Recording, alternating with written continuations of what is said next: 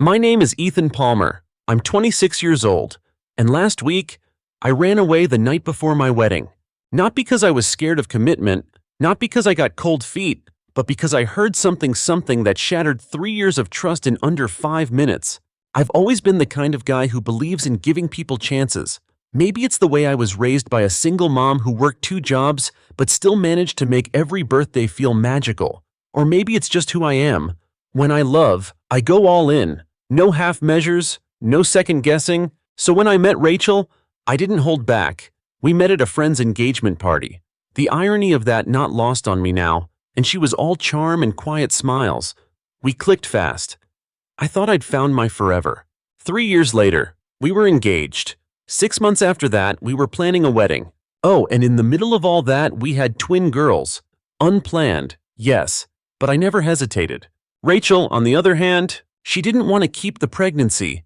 Said she wasn't ready, that it would ruin everything. I remember holding her hand and telling her, "You don't have to stay, but I'm keeping them, with or without you." Harsh maybe, but I meant it. And to my surprise, she stayed. She didn't walk out. She didn't even ask for child support if she had. She just stayed. She was there through the morning sickness, through the ultrasounds, even cut the cord when our daughters were born. She'd seemed to soften after that, become more invested. She didn't just act like a mother, she was one. So when she proposed to me 6 months after the girls were born, I said yes without blinking. I told myself the past was behind us, that people change, that she'd grown into this life, into this family we'd accidentally built. Looking back, I was a fool, a hopeful, blind, love-struck fool. The wedding was set for last Saturday. It was going to be simple, elegant, but not over the top. Mostly her parents' doing. They're loaded. The kind of wealthy that sends you a wedding planner who doubles as a human calendar. Rachel had moved into her parents' place for the week. Tradition and all that. I stayed in our house with the girls. That last night, she called me. "I love you," she said. "I can't wait to marry you." I got a little choked up. Told her I loved her too. Told her I'd see her tomorrow at the altar. We said our goodnights. But she didn't hang up. She thought she had, but she didn't. And what I heard next ruined everything. Her dad's voice. "Was that Ethan?" "Yeah," she replied, voice flat, distant, not at all like the woman who just told me she loved me. Her dad. "So, do you still feel the same way as 2 days ago?" "Yes." Then her mom joined in. That's when the real conversation started. "You're doing the right thing," her mom said. "You're being responsible." Finally. Rachel's voice cracked soft but angry. "I'm being blackmailed. This isn't the right thing, it's the only thing." Her dad.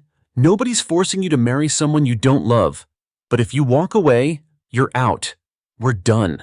Her mom. "You're a mother now. Rachel, you don't get to keep running from responsibility." Rachel, responsibility. "You mean like when you both forced me to stay with him? Like when he forced me to have the babies I didn't want? Like when all of you decided what my life should be without asking if I was ready?" Her father didn't respond. Her mother. "You're being dramatic." Rachel, "No, I'm being honest. I didn't want this, any of this. I'm not ready. I've never been ready." Then I heard the sound of a door slamming. She was gone. I hung up. I sat there on the edge of the bed in a daze, the baby monitor beside me humming softly. My girls were fast asleep in the next room. Safe, innocent, oblivious. My chest felt tight, my mouth dry. 3 years, 3 years of planning, building, loving, and none of it was real. She never loved me. She didn't want our kids. She was only staying because her parents threatened to cut her off. And all that time when she kissed me good morning, when she rocked our daughters to sleep, when she proposed, she was pretending. I wanted to scream, cry, break something, but I didn't. Instead, I packed 2 small bags for the girls, a backpack for myself, and left.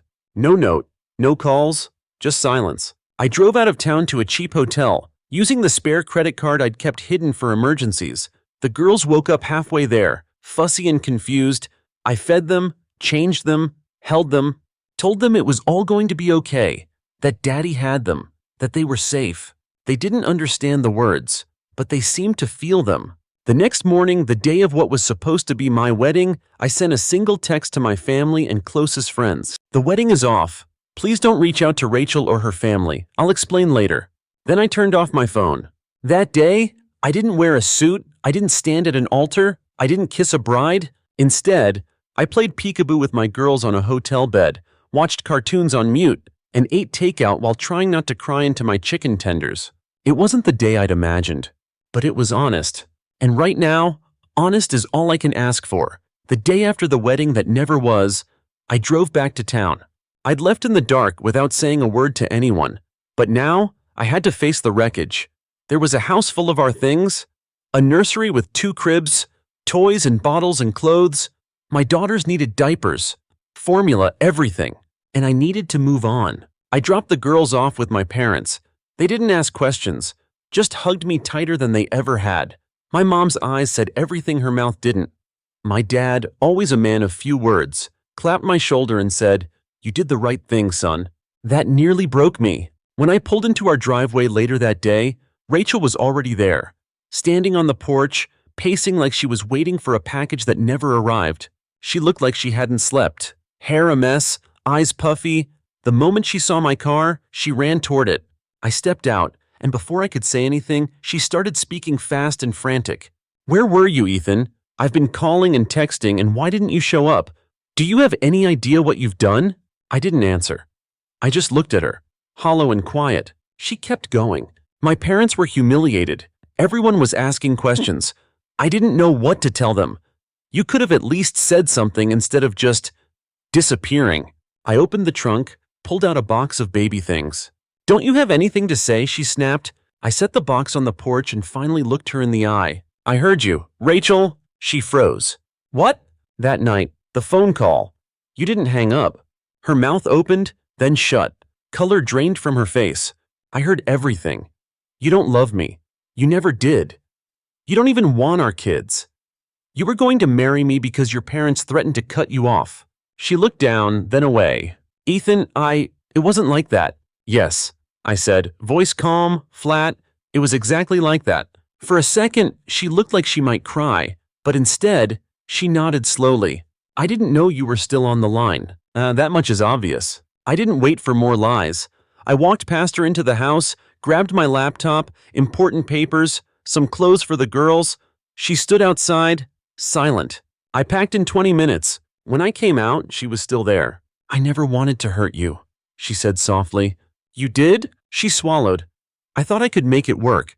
I thought, maybe if I stayed, I'd learn to love it. Love what I said, unlocking the car, me, the kids, the life you agreed to build with us." Her silence was answer enough. I loaded the car. She followed a few steps behind me like she had something else to say, but I didn't give her the chance. "I'm done, Rachel." I got in and drove away. That was the last time I saw her for a while. Over the next few days, I focused on the girls, on finding a new place to live, on figuring out childcare, finances, the mountain of tiny details that come with being a single parent of twins. I didn't cry anymore. I didn't have time to. Then, out of nowhere, she showed up at my parents' doorstep. My mom was the one who answered. She nearly closed the door on her face, but Rachel begged to speak to me. "Just 5 minutes," she said. I was tempted to refuse, but I was also tired of looking over my shoulder, waiting for the next unexpected knock. So I agreed. We sat in the front yard. The girls were napping inside. "I'm sorry," she said immediately. "I really am." I didn't say anything. I panicked. That night, I wasn't thinking clearly, but I love the girls. I do. I didn't know how to be a mom. I still don't. "That's not the problem," I said. She looked confused. "The problem is you lied. For months. You told me you wanted this, and all along, you didn't." Her shoulders slumped. "I didn't want to lose my parents. They said if I didn't marry you, they'd cut me off. I didn't think I had a choice." "You always had a choice, Rachel." She nodded, quietly. "I want to be a part of their lives," she said. "I don't want to lose them too." It sounded genuine, but how could I trust that? "You want to be a mother," I said. "Or you want your parents to stop controlling you." "Both," she whispered. I didn't believe her, not entirely, so I told her the truth. "I'll think about it, but right now I can't trust you, and I don't think I want to." She didn't cry, she didn't scream, she just said okay and left. I thought that would be the end. But of course, it wasn't. A week later, I told her I wasn't coming back. No wedding, no relationship, and I wanted full custody of the girls. That's when she flipped. "You can't do this to me," she yelled over the phone. "They're my kids too." I reminded her gently, firmly, that she hadn't wanted them to begin with, that she'd been fighting tooth and nail to avoid this life. But she wouldn't listen. Suddenly, the woman who'd spent a year avoiding motherhood wanted shared custody. It didn't make sense until she slipped. "My parents said they'd cut me off again if I lost custody. They said I can't let this happen." And just like that, I saw the whole picture. She wasn't fighting for the kids. She was fighting for her inheritance. Her parents didn't care about her happiness. They cared about appearances, about image, about control. And Rachel, she was still under their thumb. She begged me to reconsider, even offered to split the inheritance money with me. I almost laughed. "You think this is about money?" I asked. "You think I care about your parents' money?" "I'm just trying to fix this," she said, voice shaking. "You can't fix something you never wanted in the first place." She didn't respond. I ended the call, blocked her number again, and this time I meant it. I wasn't angry anymore. I was done. It's been 3 weeks since I walked away from Rachel for the last time. 3 weeks since I decided I was done being a character in someone else's play where I was always the safe option, the fallback, the one who carried the weight while everyone else just floated. I filed the paperwork for full custody last week, and just like I feared, her parents were quick to respond. Not to me, of course. They didn't dare speak to me directly. Instead, I started hearing whispers. Aunt Marlene called to ask if I was really trying to keep the girls from their mother. A neighbor dropped off groceries and casually said, "I heard Rachel's folks are worried about you being overwhelmed." It was happening, the smear campaign. Her parents were spinning it fast, painting me as the impulsive ex, an overwhelmed young father trying to do it all himself. The narrative was slick, practiced, easy to believe if you didn't know better. But I wasn't alone. A surprise ally stepped forward, Rachel's cousin, Erin. She messaged me one night out of the blue. "Hey, Ethan, I heard what happened. Just want you to know not everyone's buying their story." I was shocked. Erin had always been distant, polite. I barely knew her. I replied, "Thanks, I didn't expect that." Her answer made me sit up straight. "You should know. This isn't the first time they've done this to her." That line cracked everything open. Erin told me that Rachel's parents had a long history of emotional coercion. When Rachel was 17, she'd wanted to attend art school in another state. Her father told her she could either pick a major they approved of or lose her college fund. Guess what she chose? At 22, she tried to break off an engagement they had arranged for appearances. They threatened to pull her off the family business payroll. She caved then, too. And now she had repeated the pattern with me. Only this time, there were kids involved. Erin said she wasn't condoning what Rachel had done, but she wanted me to understand it wasn't just cold-heartedness, it was programming. Years of being taught that obedience equaled survival. "She really did fall for you," Erin said, but her fear of losing their support was stronger. It always has been. I didn't know how to respond. I'd been so focused on my hurt, my betrayal, that I hadn't thought about what a lifetime of conditional love must do to a person. Erin wasn't excusing Rachel, but she was giving me clarity. Still, I wouldn't back down. Whatever Rachel had gone through, I wasn't going to let her unresolved trauma become my children's inheritance. I needed to protect them from that cycle. So I pressed forward with the custody filing. I didn't mention Erin's messages to anyone. Not yet. Then came another twist. My lawyer called me with a serious tone I hadn't heard before. "I've reviewed the shared finances from your previous home," she said. "There's something you should know." Apparently, Rachel's parents had been footing most of the wedding bill, or so I thought, but as it turned out, the joint account Rachel and I shared had been quietly drained over the last few months to cover things her parents were supposed to pay for: catering deposits, decor vendors, even her custom dress. They hadn't paid a dime. Rachel had covered it with our savings, all while assuring me that her family had it covered. My jaw clenched. She had lied to me for months. Again. And this time, she hadn't just lied, she'd used me.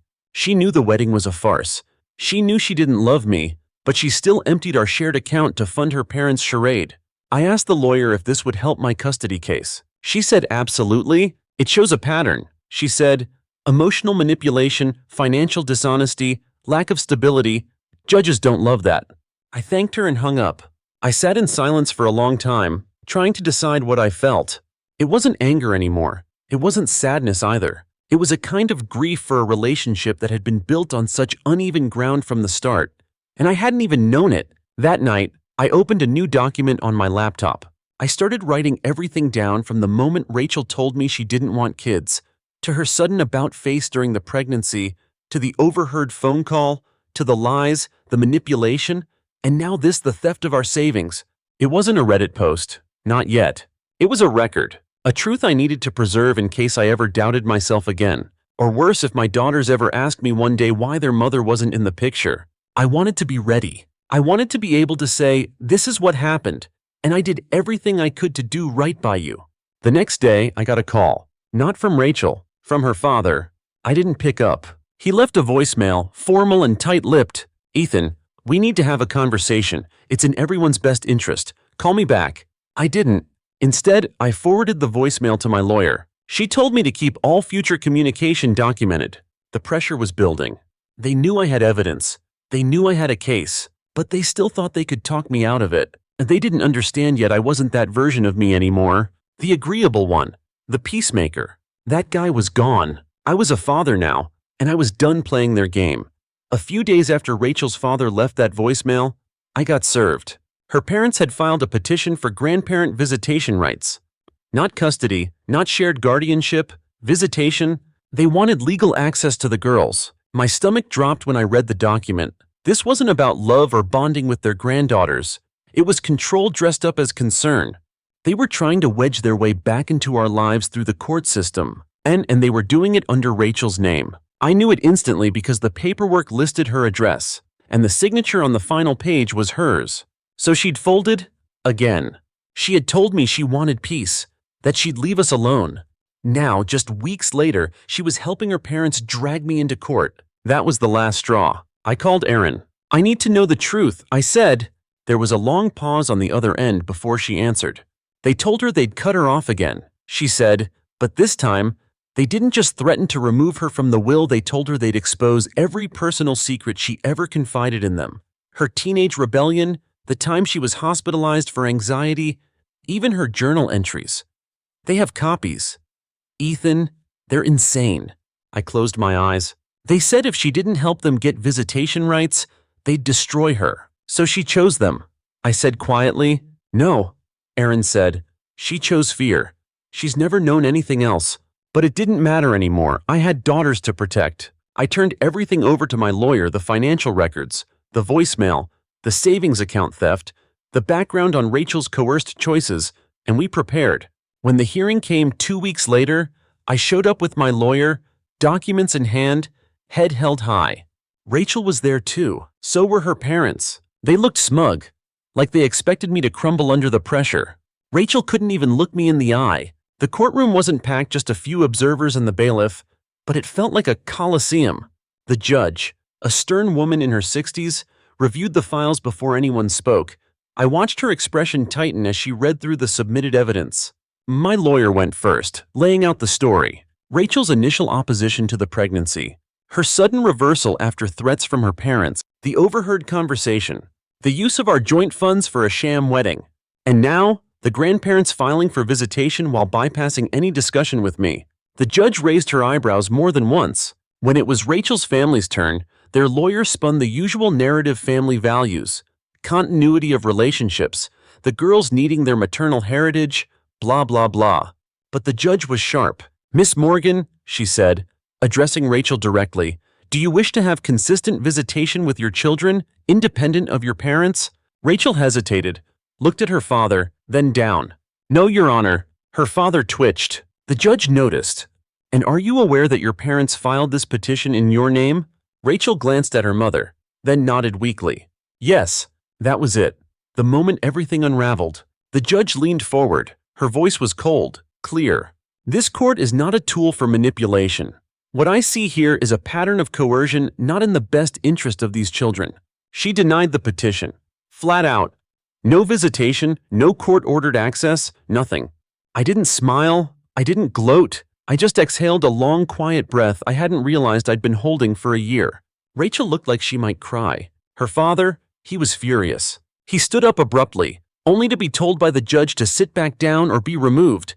The courtroom emptied fast after that. I walked out without looking back.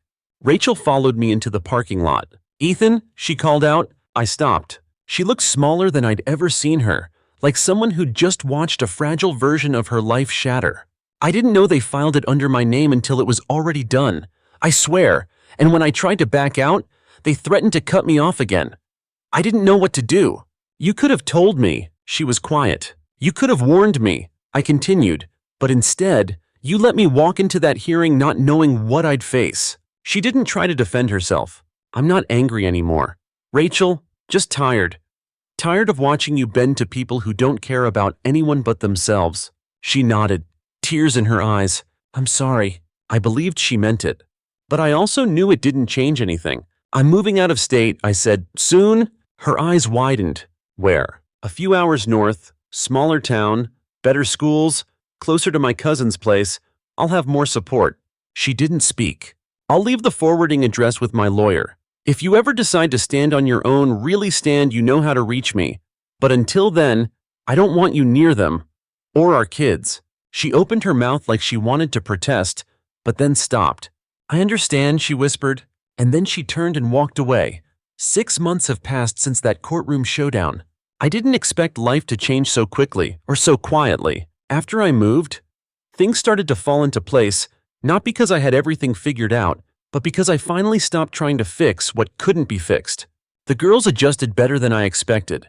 Maybe it's because they're still young, still wrapped in that beautiful innocence that helps kids adapt when they're loved and safe. Or maybe it's because I changed, too.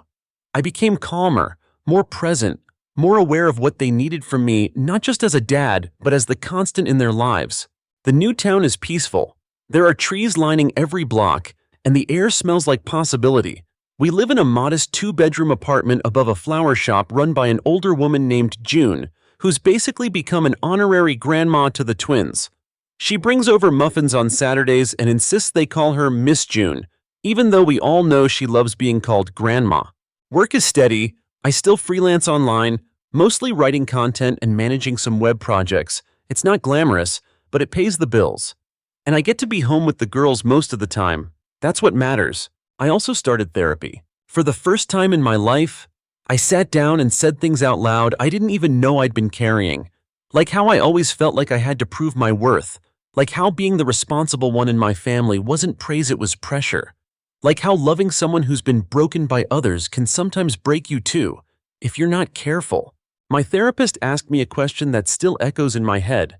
Do you want to be right, or do you want to be whole? It hit me hard, because for a long time I wanted revenge. I wanted the last word. I wanted Rachel and her parents to hurt the way I did. But slowly, I realized that even if I got that, it wouldn't make me feel better. It wouldn't bring me peace. And it certainly wouldn't help my daughters grow up in a world shaped by love instead of bitterness. So I let it go. Not because they deserved forgiveness, but because I deserved freedom. A few weeks ago, I got a letter. It was handwritten, the envelope addressed in delicate script. It was from Rachel. I stared at it for a long time before opening it. My hands actually shook. She wrote that she had moved out of her parents' house permanently, that she was living with Aaron and working part-time at a local shelter, that she had started therapy too. I know I failed you, she wrote. I know I lied, but I'm finally starting to understand why. I thought love meant survival. I never knew it could mean safety. I'm sorry I learned that too late. She didn't ask to see the girls. She didn't make excuses. She just owned it. At the bottom, she wrote, if one day they ask about me, you don't have to lie. Just tell them I wasn't ready. But I wanted to be. I cried. Not out of sadness, not out of hope, just release. I haven't written her back. I'm not sure if I ever will, but for the first time, I don't feel like I'm waiting for an apology, or a resolution, or a miracle. I have everything I need. My daughters and I take walks in the park on Sunday mornings. We watch clouds, feed ducks, and giggle when they splash water on my shoes. They're growing fast, saying new words, developing tiny attitudes, becoming real little people. And every night, when I tuck them into bed, I whisper the same thing. You are loved. You are safe. You are enough. I'm not just saying it for them anymore. I'm saying it for me too, because I've learned that healing isn't loud. It's not a moment of victory. It's a slow, quiet return to yourself, one step, one breath, one choice at a time. And I choose peace. I choose presence. I choose to write a story for my girls that isn't built on pain, but on strength. And maybe one day, if they ever read this, I hope they'll know, as their father wasn't perfect, but he fought for them and for himself, and he won not with revenge, but with love. Story 2. My name is Lucas Bennett, I'm 28 years old, and 3 months ago my father told me, "You're a burden, go away." He didn't whisper it. He didn't mutter it under stress. He said it loud and clear as I stood in our living room, a grocery bag in one hand and the unpaid utility bill in the other. I had just lost my job 2 weeks earlier, and my savings were almost gone. I was trying, really trying, but in that moment it didn't matter. So I left. I packed a duffel bag, slammed the door, and didn't look back. And as awful as that moment was, I had no idea that losing my job was just the start.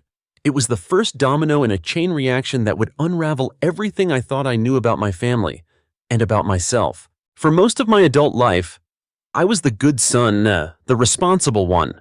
The one who left home at 18, put myself through college, landed a steady job in finance, and sent money home every month without anyone asking. My parents, Ron and Elaine, were never shy about their praise. Lucas is the only one who really made it. They'd say at family dinners, "He's the reason we still have the house." Then there was my older brother, Zach. He was 32, still living at home, working part-time at an auto parts store and barely covering his own phone bill. My parents never hid their disappointment. "Don't end up like your brother," they used to say. I didn't hate Zach. He was a quiet guy with a soft heart and no direction, but I couldn't deny the resentment I used to feel until everything flipped. When I lost my job, I came back home expecting support. They let me move in. Sure, but not out of love. There were conditions. I had to buy groceries, fix things around the house, pay the internet bill. "It's only fair," my mom said, as if I hadn't paid their mortgage 3 times over in the last 5 years.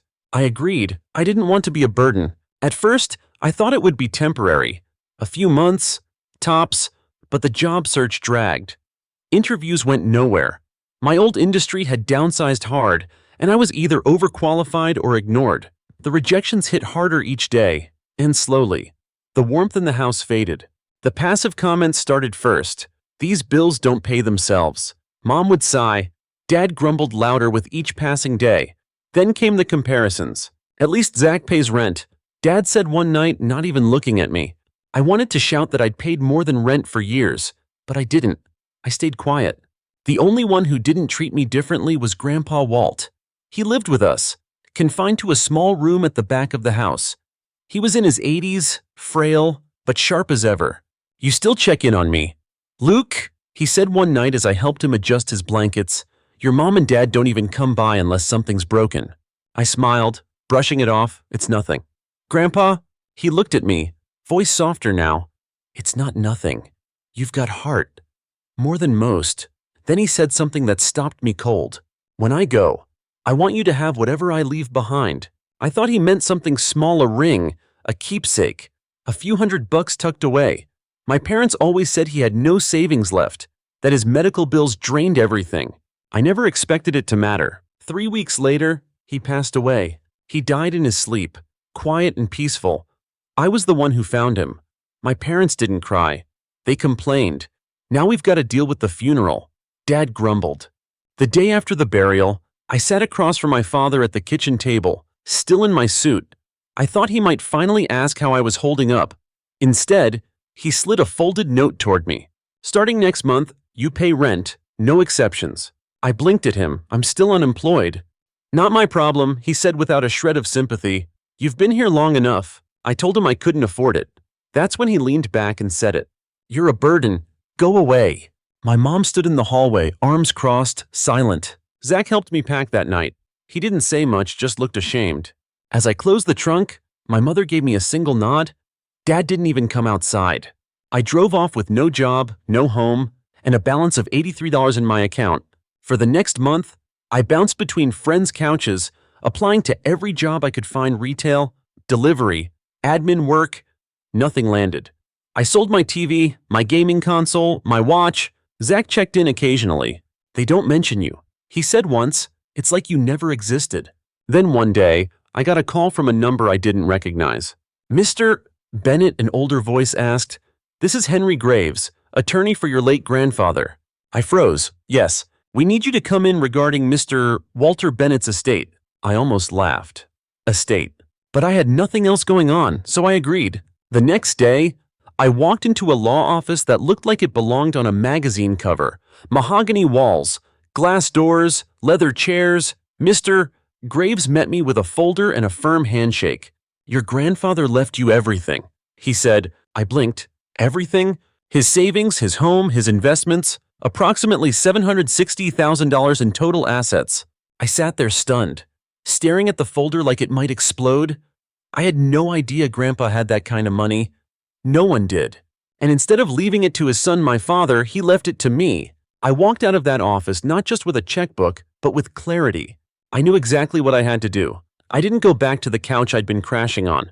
I booked a room at a quiet inn just outside the city, with a view of the hills and a shower that actually worked. I sat on the bed for a long time, staring at the ceiling. My bank account now had a comma in it. I wasn't broke anymore. I wasn't powerless, and I wasn't done. The first call I made was to Zach. "You home?" I asked. "Yeah, why?" "Pack your things, I'm getting you out of there." He laughed like I was joking. "I'm serious, be ready in 30. That night, I pulled up to the old house, the one I used to think of as home, and saw Zach waiting on the curb with 2 suitcases. We moved fast. I didn't want a confrontation, but of course, we weren't that lucky. Mom came out first, in her robe, lips tight. "What's going on?" Zach didn't even flinch. "I'm leaving." Her eyes darted to me. "You're taking him? Where are you even going?" Before I could answer, Dad stepped out behind her. "Don't tell me you suddenly have money." I smiled and opened my banking app. The screen glowed in the dark. When I turned it toward them, Mom gasped. "Grandpa had money," I said, "and he left it all to me." Their faces shifted in an instant. Shock, then greed, then panic. Dad took a step forward. He wouldn't do that. He did. I turned to Zach, took one of his bags, and said, "Let's go." They didn't stop us. Maybe they were too stunned. Or maybe they knew they'd already lost. Zach and I drove off into the night like fugitives in reverse, escaping from the ones who were supposed to protect us. I got him a small apartment the next day. Nothing flashy, but clean and warm, with a working heater and no judgment. I paid 6 months' rent up front and stocked the fridge. "You don't have to do all this," he said, setting down his last box. "You've lived under their shadow long enough. You deserve better." For the first time in years, Zach smiled like he meant it. But the peace didn't last long. My phone buzzed nonstop, missed calls, voicemails, texts from Mom, Dad, and numbers I didn't recognize. I ignored all of them until Zach picked up one of Mom's calls and put it on speaker. Her voice was syrupy. "Sweet. Zachary, where are you? We're worried sick." "I moved out," he said, like I said I would. She sighed like a soap opera star. "After all we've done for you." I laughed, loud enough for her to hear. "Like what? Mom kicked me out when I needed you most." Silence. Then she said, "Lucas, darling, we're still family. Families help each other." "Right," I interrupted. "Like when I lost my job and you told me to go away." "That was a misunderstanding. Your father made himself clear." I snapped. "But hey, don't worry, I'll send you some money." I could hear her breath catch. "Really?" "Sure," I said, letting the pause stretch. "I'll pay the garbage bill. That's what I am to you. Right trash."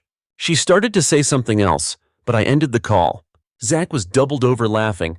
"Man, you really said that." They'll get the message." They didn't. The next day, they showed up outside Zach's apartment. I pulled into the parking lot and saw them standing there, Mom pacing like a lost tourist, Dad scowling with his arms crossed. They spotted my car and lit up like it was Christmas. I got out slowly. "Lucas," Mom said, walking toward me with outstretched arms. I didn't move. She stopped mid-step, her smile faltering. "We're just here to talk." Dad stepped forward. "You made your point. We were wrong." "Okay." "Wrong." I raised an eyebrow. "You kicked me out because I couldn't pay rent. Then you found out I had money and suddenly remembered you have a son." He flinched but didn't deny it. Then came the real reason for their visit. Mom's voice softened. "The house is falling apart. The bills are overwhelming. Maybe if you helped out just a little." Dad added, "It's still your family's home." I stared at them. "You want help sell the house?" Mom's eyes widened. "Excuse me?" "Sell it. Move somewhere cheaper. You can't afford it. You never could. You just used me to hold it up." She opened her mouth, but I kept going. "I spent years thinking I owed you something, but I don't." Grandpa saw through it. That's why he left me everything. Not you.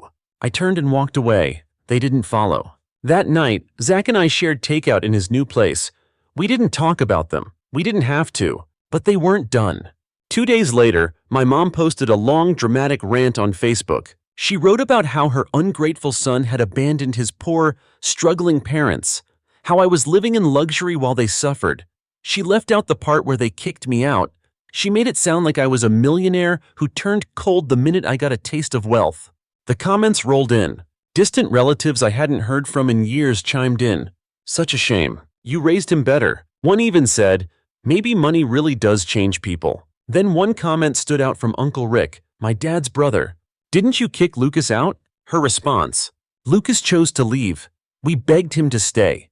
He just didn't want to help. I stared at the screen, my jaw tightening. Zach called minutes later. You see it? Yeah. She's rewriting history. That's not even the worst part, he said. They went to Grandma's. My stomach dropped. Grandma Rose, my dad's mom, lived alone in a small house across town.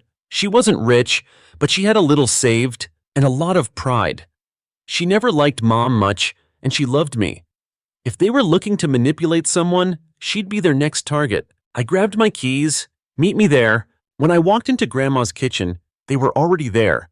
Mom tearfully explaining their situation. Dad nodding solemnly. Grandma looked unimpressed. They went quiet when they saw me. What are you doing here? Mom asked. I could ask you the same. We're just visiting, she said, voice tight. I turned to Grandma. Did they ask for money? She gave me a look and nodded. Not in words, but close enough. My father crossed his arms. We wouldn't need help if you weren't so selfish. I laughed. Right, it's my fault you burned every bridge.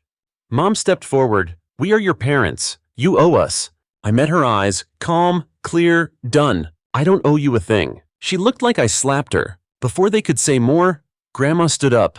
I think it's time you both left. They didn't argue, they just left. When the door closed, Grandma exhaled.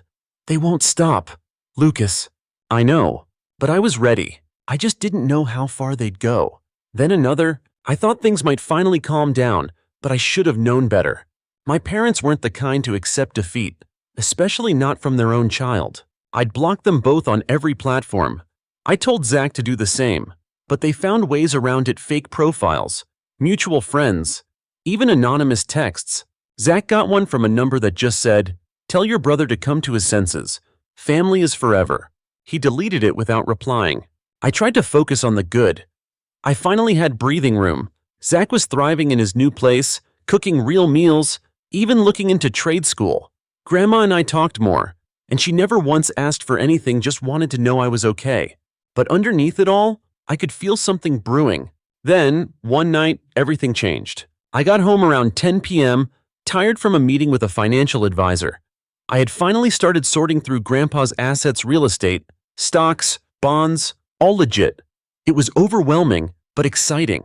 I felt in control for the first time in ages, until I walked into my apartment and something felt off. The air was still, too still. The living room light was on, but dimmed something I never did. I scanned the room quickly. The drawer I kept my documents in was cracked open, the closet door near the safe slightly ajar. My heart sank. Someone had been here. I moved cautiously, every sense on high alert. My hand found a heavy metal lamp near the couch. I gripped it tight, crept down the hall, and pushed open the bedroom door. There he was, my father, standing in the middle of the room, rifling through my filing cabinet. In one hand, he had a thick envelope of cash. In the other, a folder full of documents. He turned, startled. For the first time, I saw fear in his eyes. "What the hell are you doing here?" I said, my voice low and ice cold. He tried to stand tall, but his hands betrayed him. They trembled. "I wouldn't have to do this if you weren't so selfish," he snapped. I actually laughed. "You broke into my home. You're literally stealing from me. And you're calling me selfish." "I'm your father," he barked. "Not tonight," I said. I pulled out my phone. "Lucas," he warned, "don't you dare." I dialed anyway. 911. "What's your emergency?" "Yes," I said calmly, never breaking eye contact. "My father just broke into my apartment and is attempting to steal from me. I need police here immediately." His face went pale. He stepped toward me. "Hang up the phone." I didn't. I stood my ground as the dispatcher confirmed the address. Then I hung up and waited. We didn't speak again. 10 minutes later, red and blue lights lit up the room. Officers swarmed in, took statements, and found him still holding some of my paperwork. He tried to lie, to say I'd invited him in. I showed them the footage from my doorbell cam. It showed him forcing the lock with a crowbar. So they cuffed him on the spot. Mom showed up 20 minutes later, screaming on the sidewalk like a character in a soap opera. "Lucas, what are you doing? This is your father." The officers tried to calm her down, but she wasn't having it. She pointed at me like I'd just stabbed someone. "You're a monster. A heartless, greedy traitor. You'd call the cops on your own family." She cried, begged, cursed, but I didn't flinch. I watched them put my father in the back of a cruiser and drive off. At the station, I sat across from a quiet officer filling out paperwork. He asked if I wanted to press charges. I hesitated. Part of me wanted to say yes, to watch him face consequences, but another part, the tired, hollowed-out part, just wanted to be done. "I won't press charges," I said quietly. The officer looked surprised. "You sure?" "Yeah." He nodded and closed the file. The next morning, my dad was released. Zach called me as soon as he found out. "You let him go." "Because I don't care anymore," I said. "He's not worth the energy." And it was true. I didn't feel anger or satisfaction. I just felt empty. A few days later, I made a decision.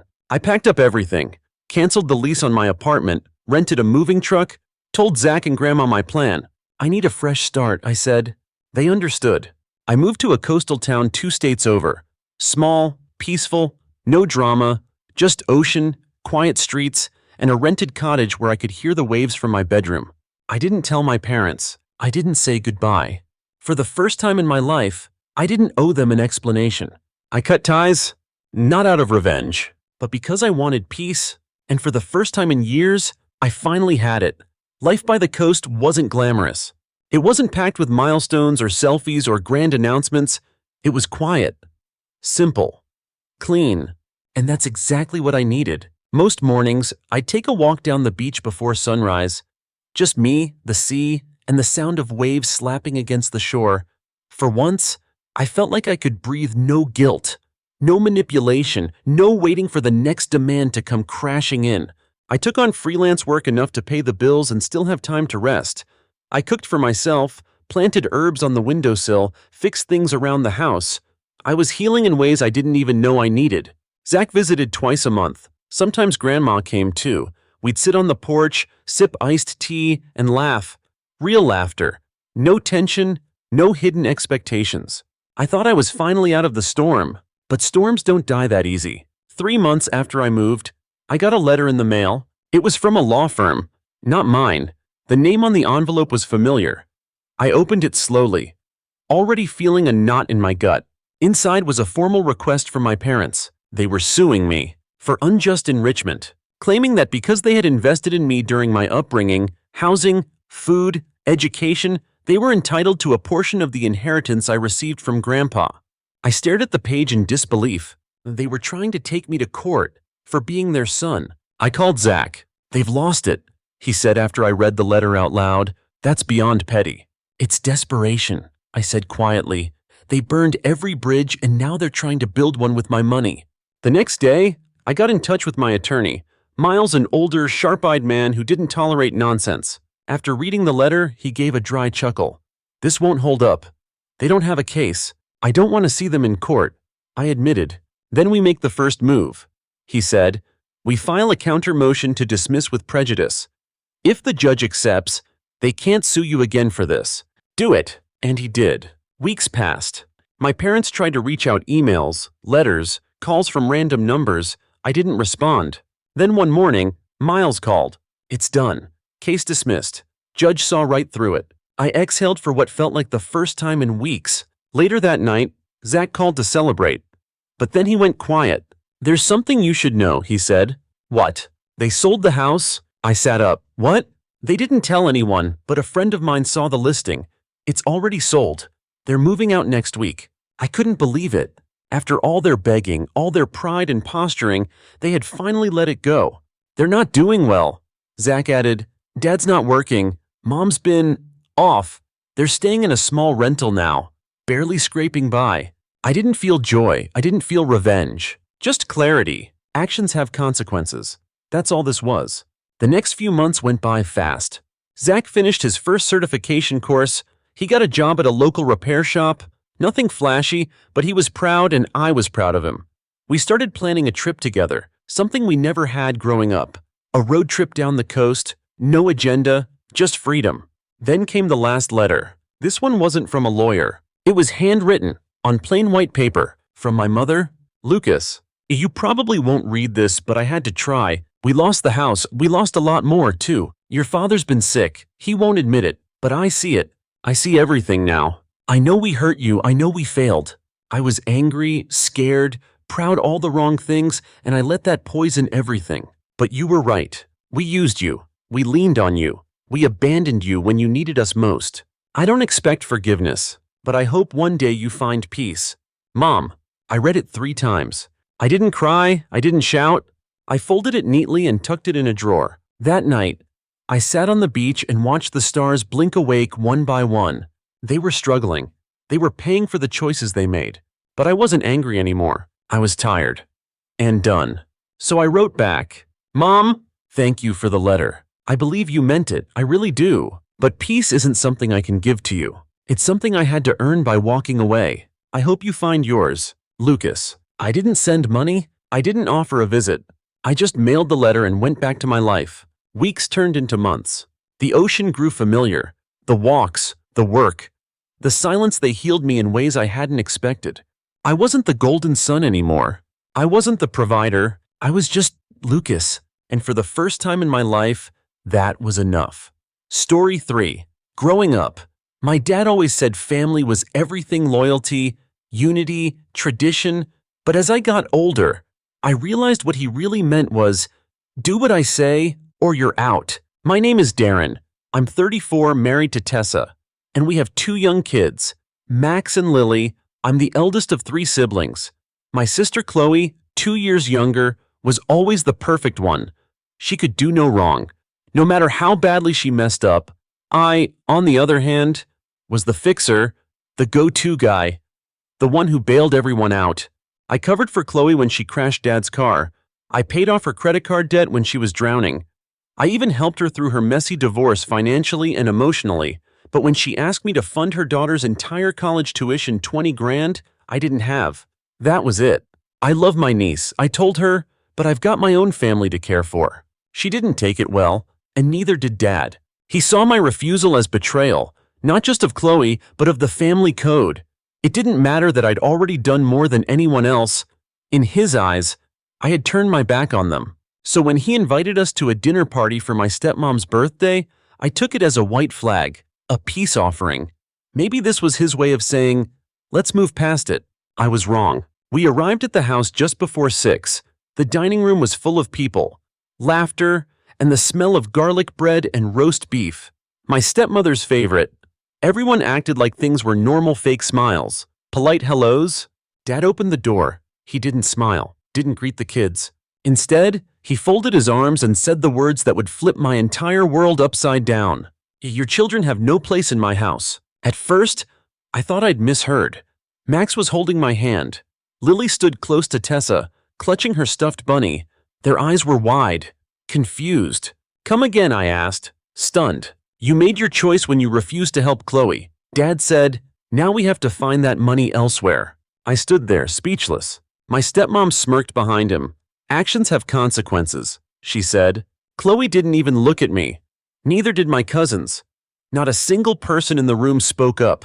Tessa turned to me, her voice tight. Let's go. I hesitated, waiting, hoping for Dad to realize what he was doing, to back down, to be a grandfather for once. But he didn't move. So we left. As we walked to the car, I heard my stepmother laughing behind us. She thought it was over. She had no idea what was coming. We drove in silence. The kids were too young to understand. Thank God. But Tessa's grip on the steering wheel said it all.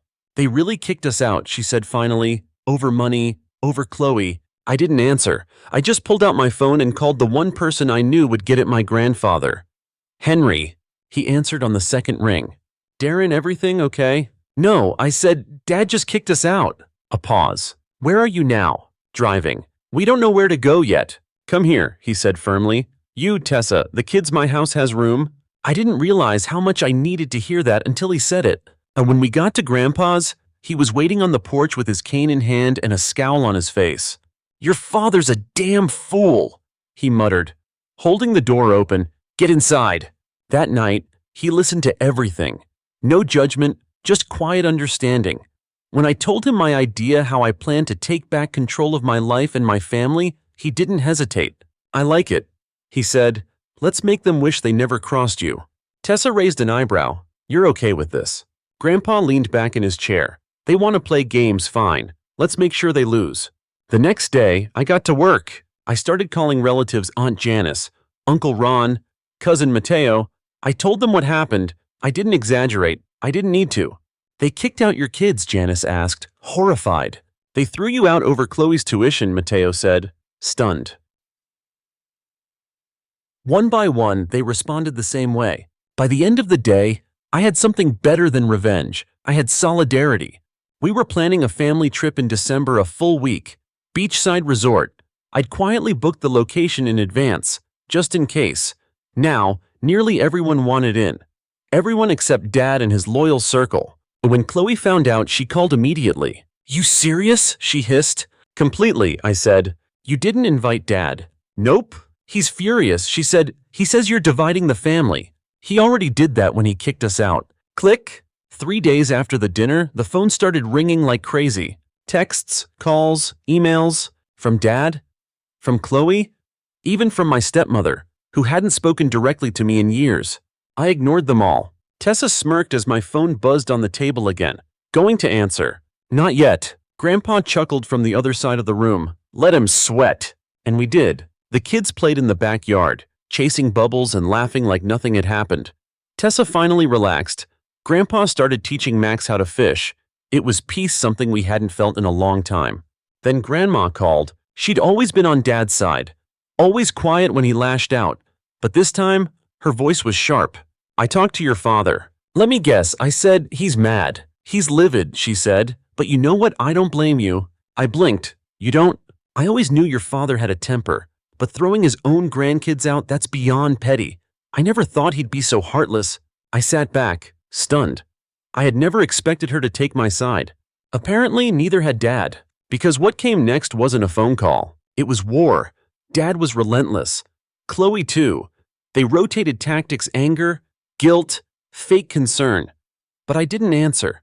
Then came the group texts. First to extended family, then cousins, uncles, anyone who would listen. He painted me as the villain, the ungrateful son who dared to exclude him, the one who was destroying the family legacy. But what he didn't realize, what he never saw coming, was how many people had been waiting for a reason to step away from him. See, Dad didn't have allies. He had hostages, people who stayed close out of habit or fear, not love. And now, with someone finally saying enough, they had permission to follow. It spread fast. One cousin messaged me directly. "I didn't realize how much your dad intimidated all of us until you stood up to him. Thank you." I wasn't trying to start a movement. I just wanted to protect my wife and kids. But somehow, this had become more than just a personal feud.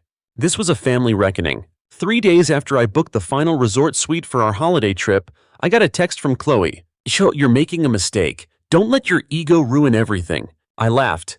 Ego. The same people who exiled my children were now crying about being left out. I didn't reply, but I knew it was time to confront Dad head on. The next call I took wasn't from Chloe. It was from Grandma. "Your father's furious," she said. "I know," I replied calmly. "He says you're manipulating the family. I haven't said a word about him that wasn't true." There was a pause. "Then, he wants to come to the trip." I almost dropped the phone. "What?" "He thinks it'll be good to restore unity." I laughed loudly. "He kicked me and my kids out." "Grandma, he hasn't apologized. And now he wants to play happy family." She sighed. "I'm not defending him. I'm just the messenger. But you should know he's making noise. If you don't let him come, he'll spin this harder." Let him spin. Later that night, Tessa and I sat on the porch with Grandpa. The air was cool, crickets humming. The kids were asleep. "I just don't get how they can act like we're the problem," I said, "because they don't deal in reality." Grandpa replied, "Your dad's built his whole life around control, and you just took that away." Tessa nodded. "He's flailing, That's what this is. Exactly. Grandpa agreed. He can't stand being irrelevant. He paused, then added, and now he's desperate. The next morning, it happened. A bizarre voicemail from Dad. His tone was calm, almost cheerful. Hey son, just wanted to say how excited we are for the family trip. Looking forward to catching up. Let me know if you need help organizing anything. No mention of our fight. No mention of what he did. He was acting like it never happened. He thought he could will his way into forgiveness. I called him back. He answered instantly, Darren, I was just, you're not coming. The pause was heavy. What? You're not invited. His voice hardened. Don't be ridiculous. You made it clear who mattered to you. Not me, not Tessa, definitely not our kids. So enjoy your peace and quiet while we're at the beach. This is childish. No, this is a boundary. You'll regret this. I smirked. We'll see. Click. Later that day, Chloe texted again. Just pay Dad what he asked and end this. I stared at the screen. She was talking about the bathroom again. The one Dad had remodeled 2 years ago. The one he now claimed I owed him $5,000 for because I used it. He wasn't joking. He actually believed I should pay rent on a bathroom. See, and that was the final straw. I blocked them both again. The trip planning went smoother than I expected. People were excited, grateful. They offered to chip in, but I covered most of it. Not for show, but because I wanted to.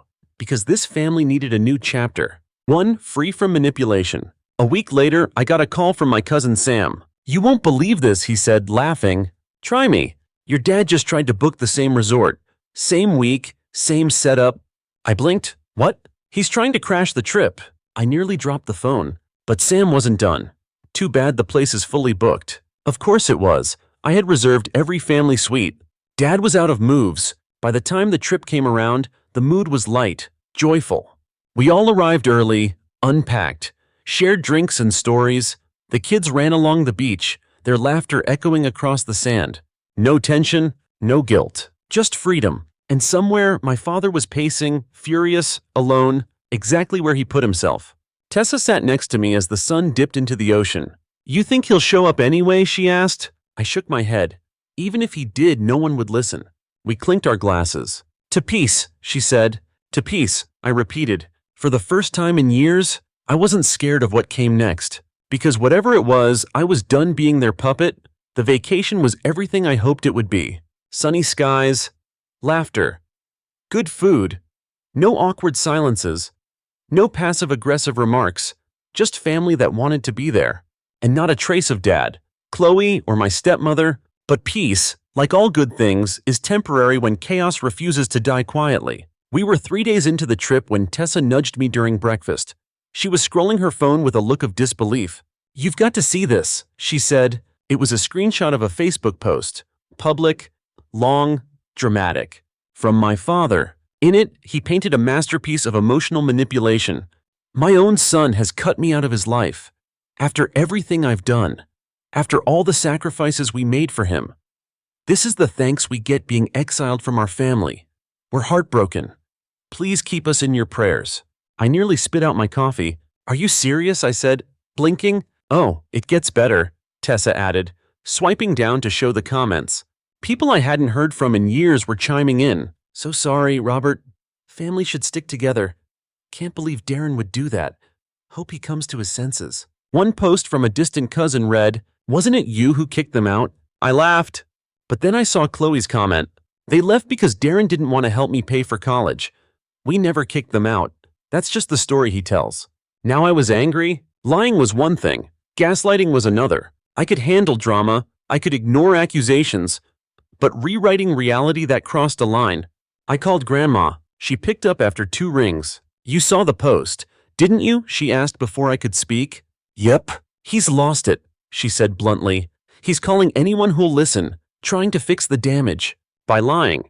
By controlling the narrative, she corrected. But people aren't buying it like they used to. I sighed. He said I ruined the family. She snorted. He ruined his own legacy. The next day, I got a call from Sam again. You're not going to believe this, he said. That's what you said last time. Well, get ready to say it again. Your dad just showed up at Grandma's house. What? Yep, full suit, stepmom right beside him, all smiles, said they wanted to check in. That sent chills down my spine. Not because I was scared, but because I knew exactly what they were doing. They were working their way back into the circle. Slowly. Strategically. Playing nice to gain sympathy. And I wasn't having it. I drove to Grandma's that afternoon. Tessa stayed back with the kids. They didn't need to be part of this. I walked into the living room to find my parents sitting on the couch like it was 2005. My stepmother gave me a fake smile. Dad stood up, arms out like I was supposed to hug him. "Darren," he said warmly, "good to see you, son." I didn't move. "What are you doing here?" I asked. He chuckled like it was a silly question. We wanted to clear the air. I looked at Grandma. Her arms were crossed, clearly unimpressed. "We saw your little post," I said. "Touching. Almost had me tearing up." Dad's smile faltered.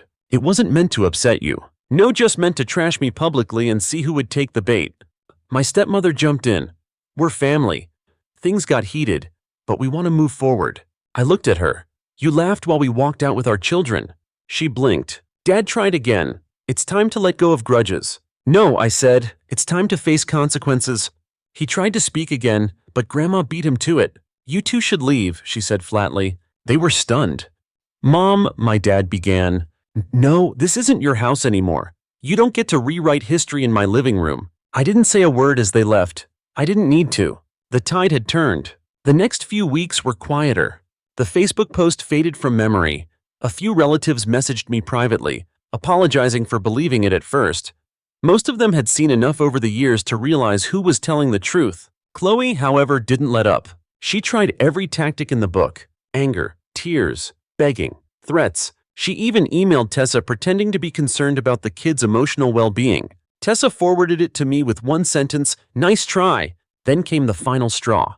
I was in the garage, cleaning up after a project, when I got a notification from my bank. "Unusual activity detected." I opened the app and froze. Someone had tried to access our savings. Twice. Both times denied. I changed every password. Called the bank. Locked down everything. The next day, I got an email from Chloe. "I just wanted to check if you got hacked. Dad said your accounts might be compromised." That was when it clicked. He hadn't just tried to guilt me. He was now trying to steal from me. I reported the incident to the authorities. Quietly, no drama, no public call-out. I didn't want revenge. I wanted distance. And protection. Tessa and I sat down that night and talked for hours. We agreed on 3 things. We were done responding. We were done explaining ourselves. We were moving forward with or without the rest of them. A month later, I got a small envelope in the mail. It was handwritten. From Dad. I almost threw it away, but curiosity got the better of me. Inside was a short note. "I was wrong. I see that now. I miss my family. I miss you. I want to fix things. Please, let's talk." There was no apology, no mention of what he did, just a vague admission of guilt and a request for reconciliation. I put it down and stared out the window. Not with anger. With clarity. I didn't respond to the letter. Not because I wanted to punish him, but because I didn't owe him anything. My silence wasn't revenge, it was peace. I had carried that weight for too long, trying to be the good son, the peacemaker, the one who held the family together no matter how badly they treated me. But this time, I didn't cave. I didn't reach back. I chose me. I chose Tessa, Max, Lily, and for the first time in my life, that felt like enough. Weeks passed. Fall rolled in. The leaves changed. The wind cooled. Life moved forward. Max started soccer. Lily was obsessed with painting everything in sight. Tessa opened a small art boutique downtown. I got promoted at work. Our home, our real home, felt warmer than ever. But the phone calls from Chloe didn't stop. The emails came in waves, passive, then aggressive, then silence again. And just when I thought it was over, she tried one last stunt. I was standing in line at the grocery store when I got a text from a blocked number. The preview said, "Hope you're proud. He's in the hospital." I stepped outside to read the rest. "Dad collapsed last night. They think it's his heart. Don't worry, you don't need to come. I just thought you should know how much stress you caused."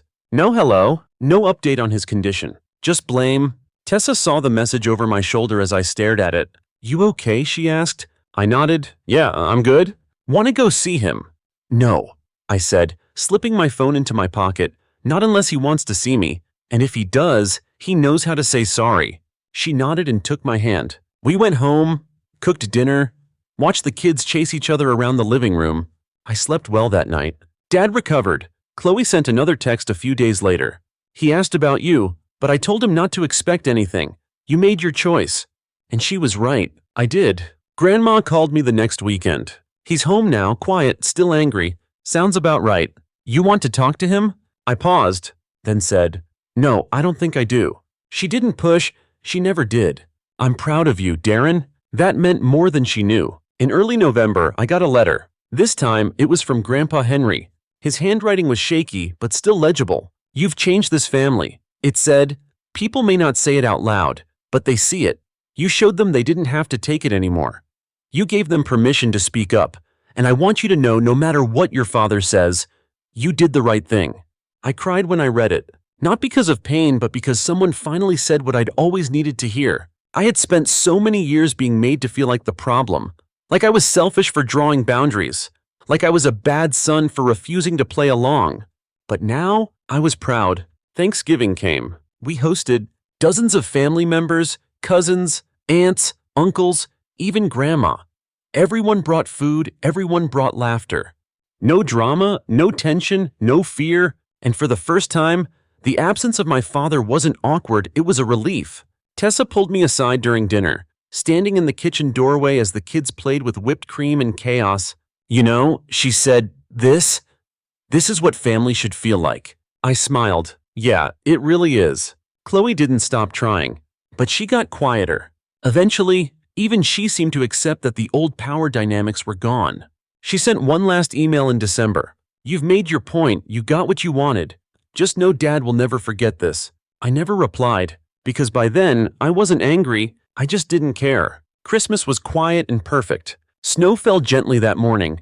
The kids unwrapped presents with messy hair and glowing eyes. Tessa and I clinked mugs over hot chocolate while watching from the couch, wrapped in a blanket. That night, as the fire crackled and the lights twinkled, I sat down to write a letter of my own. It wasn't to Dad or Chloe or anyone else from that chapter. It was to me, a goodbye letter. To the man I used to be, the one who stayed silent, tolerated everything, carried guilt that wasn't his. I thanked him for surviving, and I let him go. By spring, everything had shifted. We moved into a bigger home, one with a backyard where Max could build forts and Lily could paint rainbows on the fence. Tessa's boutique expanded. I started coaching Max's soccer team on weekends, and for the first time since I was a kid, I felt completely in control of my life. People ask if I regretted cutting ties with my dad, letting go of Chloe, and the answer is always the same. No, because you can't build a peaceful life on top of chaos. You can love people and still protect yourself from them. You can forgive and still walk away. Final update. I ran into someone from the old side of the family at a coffee shop last week, an old cousin I hadn't seen since the vacation. We talked for a bit, small talk, catching up. Before she left, she leaned in and said, "I wish I had done what you did years ago." That stayed with me. I didn't just stand up for myself. I gave other people permission to do the same. And I wouldn't change a single thing.